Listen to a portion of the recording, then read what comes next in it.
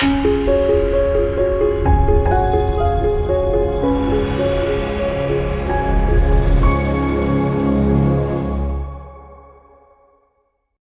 you so much, Z. Okay, so today's topic is going to be morning and evening routines. And if anybody who knows me and or who's been in this group before knows what a fanatic I am about habits and routines. And I thought maybe I knew, the difference between them, but I thought I would just check it out before we started, because we've talked about habits before, but we're talking about routines now.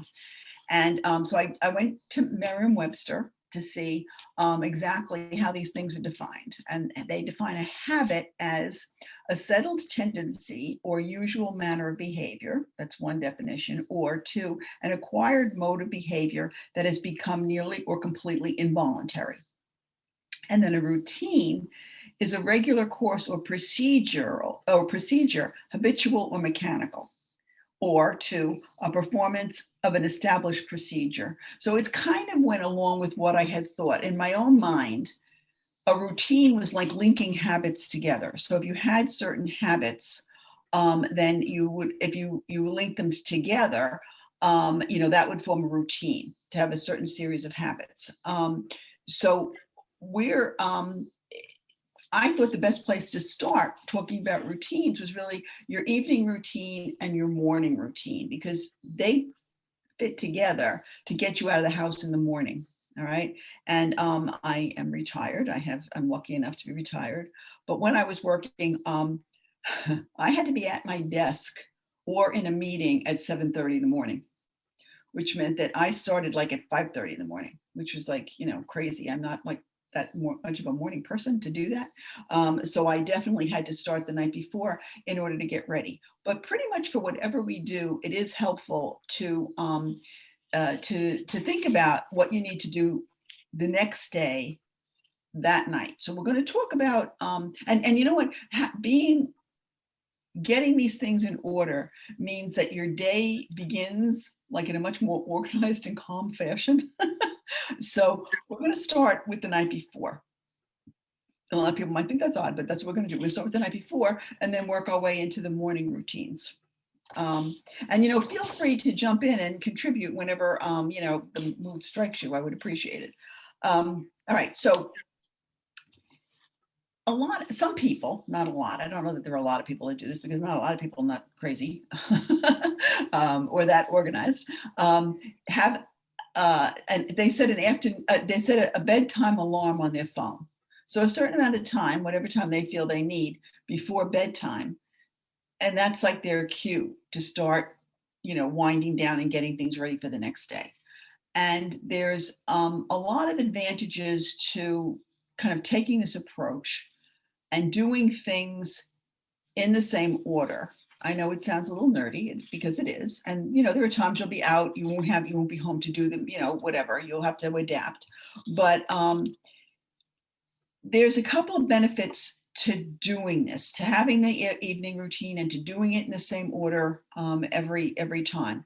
And that is that, for one thing, it kind of signals your body to get ready for sleep. And, that's kind of an important thing, like this wind down to sleep time. And the other thing is that if you get enough things taken care of, then you're not in bed trying to go to sleep and thinking, oh, before I go out in the morning, I have to do this, I have to do that, I have to do the other thing, I have to do, and I can't forget this, that, and the other thing, because that interferes with your sleep. If you feel that those things are taken care of, you'll sleep better.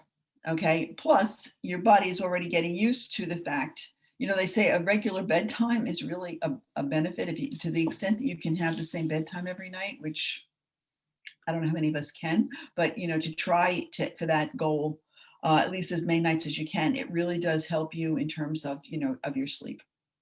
Okay. So, the first thing I would suggest is, and the thing is, if you keep your calendar on your phone, when you plug your phone in at night to charge it, look at your calendar for the next day. What is it that you have to be ready for the next day? That's one thing. And the other thing is, what's the weather going to be? because those two things, what you have on your agenda for the next day and what the weather is going to be, kind of determine what you have to wear or what you're going to wear and what you have to bring with you. So it helps you line up, and think about what you need to get out of the house in the morning.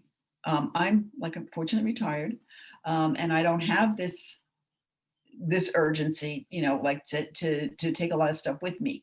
But very often, like if you have a job or if you have, errands to run on the way home before work or after work or whatever, you really have a lot of things to think about. And what are you going to take? What are you going to take down to the car with you after the car? Okay. Pick out your clothes. And this I still do, because it really does help in the morning if you have already decided what it is you're going to wear. And so I suggest a designated spot. I have a hook on my door, and I put the hangers on the hook, or, a designated spot on the rod, or a hook inside the closet, whatever works for you. Pick out your clothes and put them there. And this has a couple of benefits, especially if you're going out to work. You might think, oh, I'm going to wear, this shirt. Well, the shirt might actually be in the wash and you forgot that. Or there might be some other issue, and it's helpful then to think about what you're what you're going to wear now instead, rather than in the morning. Like in the evening, you might be able to stretch things a little bit more, but in the morning, usually we're all kind of up against it and trying to get out the door. And of course, it makes you even more upset in the morning than it would in the night before. So, think about what you're going to wear. And then, you might need to put an umbrella with your bag. So, to take it, or you need to take, certain things for a meeting that you're going to go to, or whatever errand you have to run. So, get those things kind of lined up. And if you're trying to develop an exercise habit, and we talked about that before when we talked about habits, a lot of people have said that it's much easier if your exercise clothes are right there by your bed when you wake up. You're much more likely to put them on, to put the sneakers on, and to get out the door. So you make it easy for yourself to exercise, and you also have, you get it done. All right. If you have a lot of coffee makers nowadays have timers. If you're like me and you like your coffee in the morning, you might want to think about setting it up at night. I haven't done this. I really haven't needed to do this. It might have been helpful when I was working. Set your coffee maker up. And, the aroma might help get you up in the morning. It certainly makes them, more rewarding to get up if your coffee's ready. Or it just may shave off a couple of minutes in the morning for you if you do that ahead of time. So that's something else you might consider. If you are working, if you've got kids who go to school and you make lunches for yourself or for your kids, do whatever you can the night before. And you might not be able to do everything. It depends on what you're bringing. And I'm not going to go into all the possibilities or whatever, but if you can make the sandwiches, put them in the fridge, if you can put the snacks in the kids' lunch bags or whatever. And then you also make sure that the lunch bags are clean, because sometimes, or boxes, lunch bags or boxes. I have heard that some parents have had surprises in the morning when, it's, full of something that's like, getting disgusting from the kids' lunch from the day before that they didn't eat. So, if you can, whatever you can do for the next day's lunch that night is going to be a help. Pat, Sure. Could you help me with something? It's Beverly.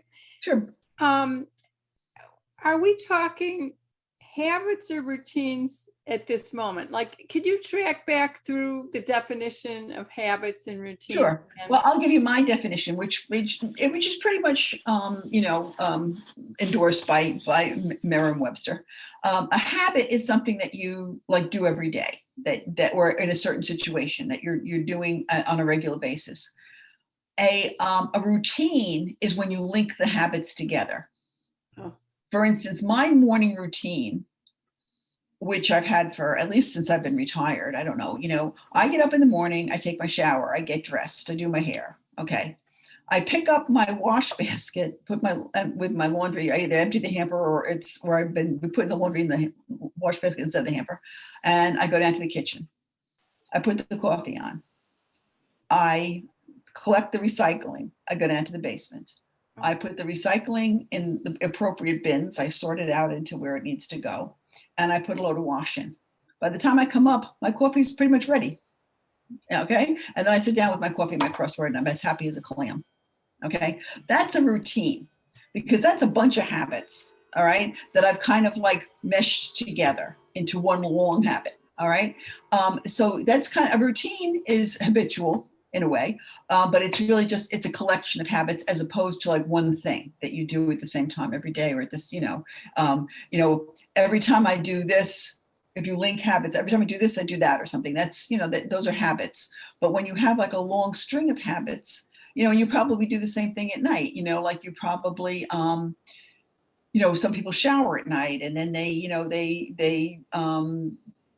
take care of their, facial care or something where they do, and whatever they do, they've strung it together into a series of things that they do each night.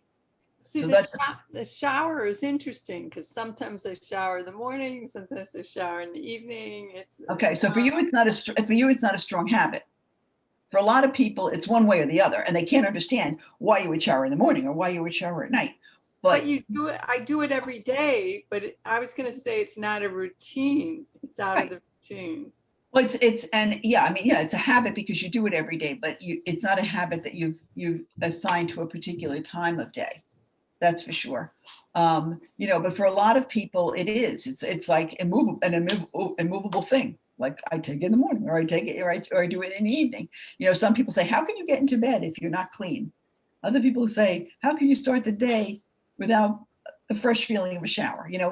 People have very strong opinions, so that they usually, or a lot of people have strong opinions, they usually do it one time or the other. Okay, but basically the difference between a habit and a routine is like a habit is an isolated thing, and a routine is when we've strung habits together. Okay, it makes like a chain of events that we do. And if you think to yourself, there are probably several places in your life where you have established different kinds of routines. Okay, maybe you always get gas when before you go get groceries, or like where you've connected things and you've linked things together, and that's a routine. You pass on Central. Anybody else have any questions? It's the most reasonable gas on Central Avenue if you pass by it. I'm saying every time I pass by Central Avenue, I go to this one gas station. So in my mind, before I go home, I'm going there. There are a few stops I always make. Yeah, is that Gina speaking? Hi, good evening. Yeah, for whatever reason, it's not showing me who's speaking. But okay. Welcome, Gina. Hi. Okay, so moving on, I guess. Let's see where. Oh, this is interesting. I haven't gotten into this yet, and I'm not a snacker in the evening, but some people have said, when you're trying to think of things to get out of the way before bedtime, to floss and brush your teeth like early in the evening. Like if you finish with dinner, go floss and brush your teeth. And that always struck me as odd, but it is something that, as long as you're not going to eat anything else before you go to bed, some people have found it helpful so that they don't snack. If they're tempted to snack, well, I'm going to brush my teeth so they don't snack. So that's something that can be done. And, if you're not a person who's really like a nighttime snacker, or you eat late anyway, or whatever, that might be something that you do early on so that it's not like another thing that you have to do right before you go to bed. So, that's a possibility. One of the things that I think is very important, even if you have like regular routines, regular, habits that you do in a certain, way or whatever, sometimes there's something that you need to do in the morning that doesn't fit into your normal routine. You have to make a phone call, or you have to do something else. You have to bring something that you couldn't put out with your other stuff that you have to bring. I don't know if I talked about that destination station or Okay, I don't know why I skipped that, but I will talk about that. Anyway, so you can write a note to yourself, get it off your mind because you need to sleep. And one of the things that keeps people up sometimes is like, I can't forget to do this, or, what if I forget it in the morning and I have to do it, blah, blah, blah, blah, blah. Put a note on the microwave or on the bathroom mirror or wherever you cannot miss it in the morning, that you have to do this when you go in the morning. Now, that's not something that happens every day. It's, certainly it's kind of a rare thing, but that's the kind of thing that's very helpful to us if you, like to get it off your mind, because that's the kind of thing that's gonna, that could make it crazy. And we're not interested in crazy people if we can, avoid that. Okay. Another thing that I think I might get a little pushback on, I don't know, is a 2-minute to 5-minute pickup, tidy up. Okay. Now, I am not talking about cleaning anything, nothing. Don't clean, anything, but it may help to, run around and put some things away, like you've left papers on the table, the kitchen table, and you're going to eat tomorrow morning, so, or, you had a few things out that have to go back in the cabinet, or, whatever it is. Like I'm not talking about like a major deal. I'm setting the alarm on your phone for 2 minutes and just buzzing around and picking up a couple of things, because it really does affect your mood in the morning. Okay.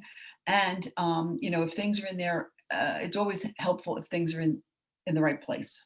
So that's one thing that I would suggest. The most important thing for the evening is to go to bed at a decent time. Now, I am not the poster girl for this because I tend to read in bed. And if I'm almost finished a book, well, then I'll keep reading until I finish the book.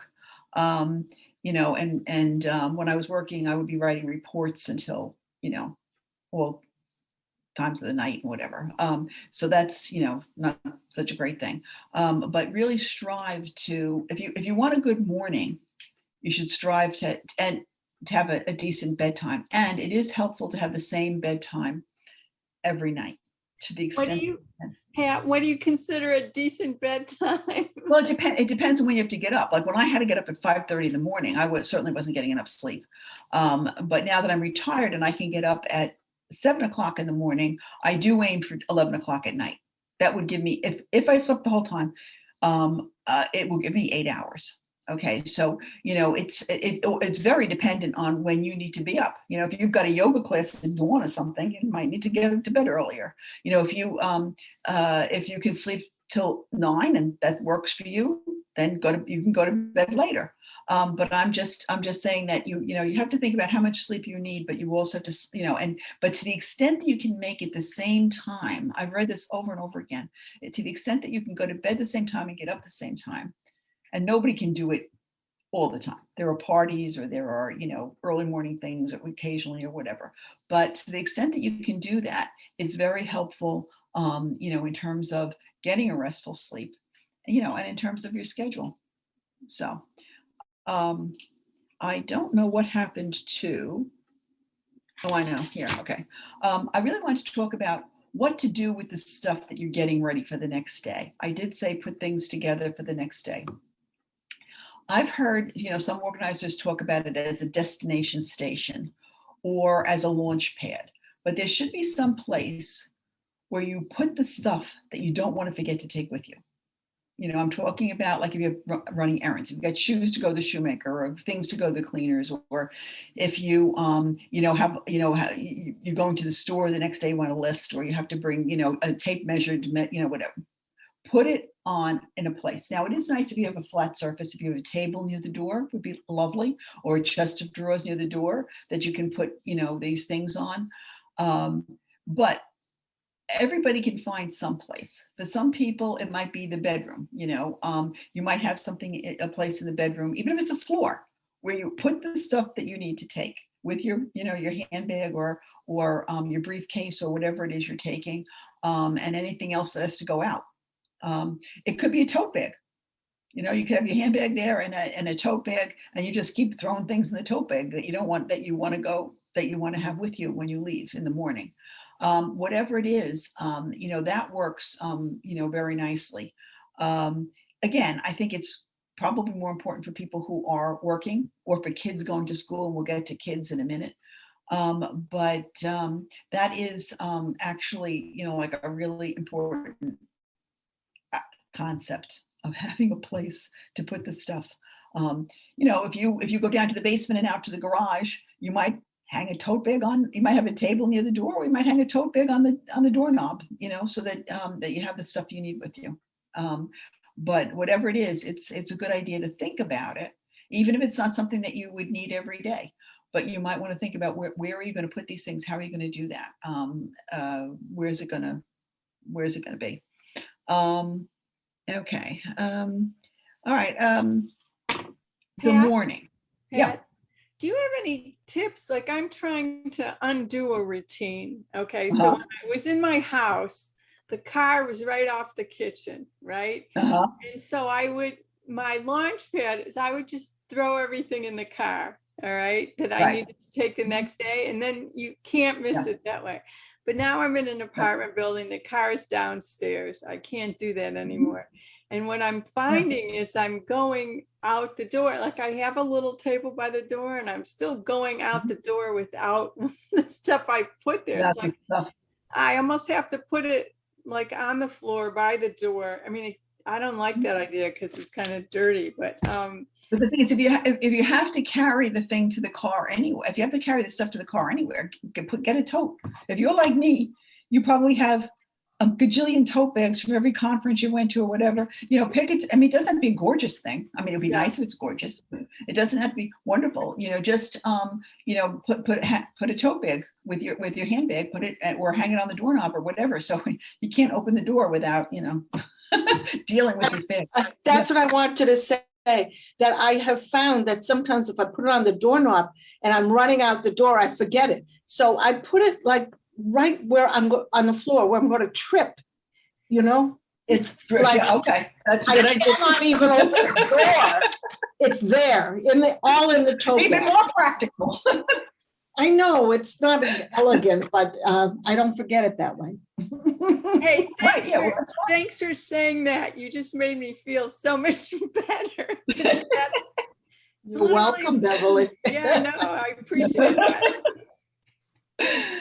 Okay. Now, everybody probably has a morning routine already. The question I think you should ask yourself is, how is it working for you? Is it working? Do you need to do more things in the evening? Or, you know, if it's not working, really think about why it isn't. And sometimes it's the snooze button. I don't know if any of you are fond of your snooze buttons. I try never to use mine because it makes me a little groggy if I fall back to sleep. But then I don't always have an alarm go off in the morning anyway. I'm being retired. It doesn't make a huge, big difference for me. But, you know, like, so that's one thing that you have to really be careful of. You know, when the alarm goes off, really try to get up and not put, you know, like not just hit the button so that 5 minutes later and 5 minutes after that or whatever, it's waking you up again. So that could be interfering. It could, you could be overly optimistic. Sometimes we kind of think, oh yeah, not a problem. I'll be able to, you know, get out of here in a certain amount of time. And that it's really a lot more difficult than you think, or you haven't really allowed for everything. So, you know, if your morning routine's not working for you, it's, you know, it's a very personal reason. You have to kind of think about what it is you're doing that would, you know, impact that, or what should you change. I know getting up earlier is always a solution, but it's, you know, it's kind of difficult for a lot of people. One of the things that I would say is, I had a thought. Where's my thought? You know, people don't allow enough slop time. So they think that everything's just going to go like clockwork.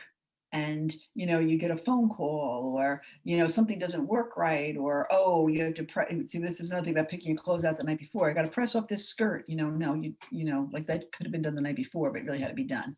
So, you know, that's, that's something to think about. You know, if your morning routine is fine for you, then don't touch it. If it's working, it's good. It's, you know, we're fine. Okay, and then I would say really try to maintain the consistency. If you want things to be automatic, and this is why I think routines are so great, is because I don't think in the morning about doing the recycling or doing the wash or doing the getting the coffee on or doing any of those things I do. It just happens. You know, I just go from one thing to the other to the other. I might not even be too awake, but it gets done. And so the thing is, if you can link these habits together to form a routine, then it takes a lot of like deciding. We've talked in some of the other sessions about decision fatigue and how that kind of wears away at your willpower when you have to make a lot of decisions. And this has been shown in research. It sounds like funny for people to do research on this, but they do. So that's one thing that I would think about, you know, like that you want to take the decision making out of it. It's like just automatic. Not that if you can't deal with something if it comes up, but, you know, to the extent that you can, just, you know, just be consistent and do it every day. It's more like to become a habit. It's more like to become a routine. Okay. Yeah. How do you handle the computer, like in your routine? Like at some point you probably have to go check email. I get derailed quite a bit with that. I mean, like at what point in your routine? After breakfast, before breakfast? How do you handle that? I check it all day long, frequently. But what I do, but what I do is I limit myself to 5 minutes. Okay, at a time. I set a timer. I set a time. I set timers for everything. Okay, and that's one of the things I do when I sit down, because I just get so much email. I mean, I can't believe it, but you know, like I get, and a lot of them you can delete, you know, like the stores that I don't necessarily want to, you can unsubscribe to things, which is handy. Okay. If you really don't want to get any more email from these people, unsubscribe. It's usually at the end of the email, they have a thing you can click and you just have to say, you know, no more. If you, for instance, there are stores that I do like to shop at those stores. Like, you know, I am interested in what they have online or whatever, you know. For instance, I shop at Talbot. Sometimes I shop at Land's End. But if I'm not in the mood, if I'm not looking for anything, I just delete them. I'm not going to be browsing through their stuff, you know, like, or the shoe stores or whatever, you know, I don't want to get rid of it, because if I need something, and, you know, I want them to let me know they're having a sale, because, you know, maybe our needs will mesh. For the most part, you know, I just spend I delete a lot of stuff, and I get a lot of political stuff. I don't want to delete a lot of it. I mean, like, I don't want to unsubscribe to a lot of it, but some of it I delete without, you know, when I'm getting 12 messages from 12 different organizations about the same topic, you know, I don't have to read all of them. You know, that's something. But what I do is 5 minutes, I'm done. And then I go on to do something else. And then, you know, like an hour later or half an hour later, whatever, depending on whatever I'm doing, I might sit down, do another 5 minutes. Okay. And I try to keep it to that, because, you know, otherwise you could spend all day on email. But the most important thing is delete the stuff, you know, and really more important even is unsubscribe to stuff that you really don't want to get anymore. Just don't have it pop up in your inbox, because, you know, if you open your inbox and it says 450 emails, it's like, oh no, you don't want to, you don't want to deal with that. So that's my solution, but it wouldn't be everybody's. So it wouldn't work for everybody, you know. And if you were out working, it's a little harder to do it that way, unless you take, you know, unless it's on your phone, you can do it, you know, for, 5 minutes on your lunch hour, or 5 minutes, you know, if you're in the office 5 minutes early, or something along that line. So, okay. Any other questions? All right. Well, what I was going to say is, I was going to talk about dealing with others in your life. I don't know how many people this, you know, refers to or is a consideration, but sometimes when you're making a change like this, okay, I'm going to be organized and I'm going to be, you know, have a routine in the evening, a routine in the morning, you may have to negotiate with a spouse, all right, or a roommate. So you have to kind of say, to let them know what you plan to do, and if it would be helpful to you if they made a change. You can't really insist that they change their whole lifestyle because you want, or that they have to have routines because you have them. But you might want to say, could I have the shower every day at 7? Or, something along that line. And, see where it goes. Maybe you'll inspire your spouse or your roommate to do something. I mean, roommates are a little bit more tricky. But like if they ate your food or whatever, and you plan to have that for breakfast or something, maybe have to just have a discussion about that. Kids. Now, kids, you have a lot more control over kids. And I think a lot of us are at the age where kids aren't an issue, but I'm going to talk about it anyway. I was a school psychologist, so I dealt with this a lot. I had kids with what we called executive functioning disorder, where, they were very easily distracted, where they couldn't organize and plan and all. That's how I got interested in this whole organization thing. So one of the things I used to do with them is to talk about, because homework was always a problem, like how are you going to tackle your homework? And a lot of times kids would do the homework, wouldn't bring it in. Mom would have to be running to school the next day with it. Well, we talked about like, okay, when you're finished, what happens to the things on the table when you're finished with your homework? And we had to talk about, putting the things in the backpack, having a folder for your homework. So when the teacher asked for homework, it was going to be in the green folder or whatever it was, with a folder if you had different folders for different classes, the orange folder for for math or something. And the papers that came home from school, and where were they going to be and all. But and actually part of your evening routine as a parent would be to sign all those papers and read the notices so that you could put it on the calendar so you would know what was coming up. But as far as the kids go, the kids just have to deliver you the notices. But if you have to have something, if the parents have to sign it, it should go back in the folder for the kid to bring back to school. But for the child himself or herself, it was, do they have what you need? And what is tomorrow? Oh, gym day. Yeah, I really should wear sneakers tomorrow, and have them pick out their clothes. So it's not a hassle in the morning arguing over what the kid is going to wear to school. Oh yeah, I need to bring my violin. It's orchestra day, so, those are, and that should go on there. They should have a launch pad or a destination station, or I call a transition space for themselves, for everything that they need to take with them, so that it winds up going to school with them in the morning. So you need to kind of work with, and the lunches, the whole discussion about lunches. If they, if you're really flexible and they can choose what they want, then you let them choose, the night before, because mom can't deal with this in the morning, or dad can't deal with this in the morning. But if you decide the night before, then, I can plan to have that ready for you in the morning for your lunch. I don't know how many of us this would affect, dealing with other people, but I think that that's something that you really have to think about if you live with other people. How do your routines impact them? If you're up before everybody else and you go through your whole thing, it doesn't make any difference. But if you're jockeying for a shower, or you took the laundry down and you didn't take my stuff because you went down or whatever, you have to work it out. Okay, everybody has a routine, so I think I did that about needing what thinking out about what works and then adjusting it. One of the things I would say, if you're going to start this process, and you really haven't really been thinking about this before, make a bulleted list, a list for the evening and a list for the morning, and put it in the order that you think you should do it. Now, this is not written in stone, okay? And I would suggest that you see how it works out, and you make notes on it, maybe like switching one thing with another, because I really should do this before I do that.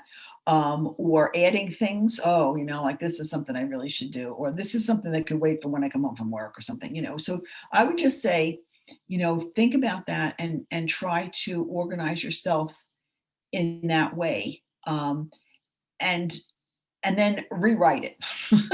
If this is a new thing and you've tried it and you've been making notes and whatever, at the end of the week, rewrite it for the following week. You don't need this forever. you may not need this more than 2 weeks or whatever. You'll be putting your routine, you'll get it down and you'll do it, and you'll take care of it. And you're not going to need a piece of paper to do it. And again, you won't have to think about it even if once it's so ingrained. But in the beginning, you should be really aware and trying hard to consider all the possibilities here and what would work best and whatever, so that you're efficient for yourself. One of the things I hadn't discussed is if your routine is not working and you're trying to figure out what it is, it could be something like too much HBO. Maybe you're not getting anything done at night because you're on on television all the time, or maybe you're eating dinner so late that by the time you do the dishes, you're really not interested in doing anything else. So and some things might not be adjustable, but other things might be. Your spouse might come home late from work like 9 times out of 10. So an early dinner is not going to work. You'll have a cold dinner every night. Anyway, I think I don't have a heck of a lot more to say on this, but I think maybe other people do. I'd be curious to know what kind of routines other people have and how they work for them. Any suggestions that people have, either problems that they'd like people to help them with, or things that are very effective, and hey, maybe you want to try this. Anybody? Come on, Gloria. The night before routine, I have a little list. I have a running list during the day, and Okay. so I narrow it down for the night before. So that's sort of part of my planning for what's going to be the next day, and how and maybe to coordinate. If I have to go to Central Avenue, which what else I can do on Central Avenue, the post office or something, So I kind of get all this kind of in gear for the next day. Because I too am like you, retired, but I do like, sort of get up around the same time and, make my list. One of the things that remind me, one of the things that I've done, I'm not as consistent about it as I should be. But I have a to-do list that's kind of divided into like errands, phone calls, and then like things to do. I find that the errands are very helpful, because if you say, I need to go to Bed Bath & Beyond for, these 2 things, or I have to go to, the grocery store for these couple of things, whatever, then it does help when if you're going out, what other stores, or what, like you said, am I going to Central Avenue? Am I going to Eastchester? Am I going, to Bronx, or whatever? And you can kind of group your errands to go along, so you're not making 3 trips to, Eastchester in a week, So yeah, that was a very good suggestion. So, and it kind of lines you up for the next day, And the timer business that you've talked to us about, it's so helpful, because I knew I was going to see you tonight. I went to the attic, that attic. It's forever there and challenging. And I said, I'm only going to do 20 minutes. And a friend stopped by and couldn't believe that I was getting so organized, and I made the best use of my 20 minutes, and so the timer thing is very helpful. Thank you. Okay, good. Yeah. And you know what? I think one of the biggest things about the timer is that if you don't want to do something, you can say, I'm only going to do 5 minutes. I'll do 5 minutes.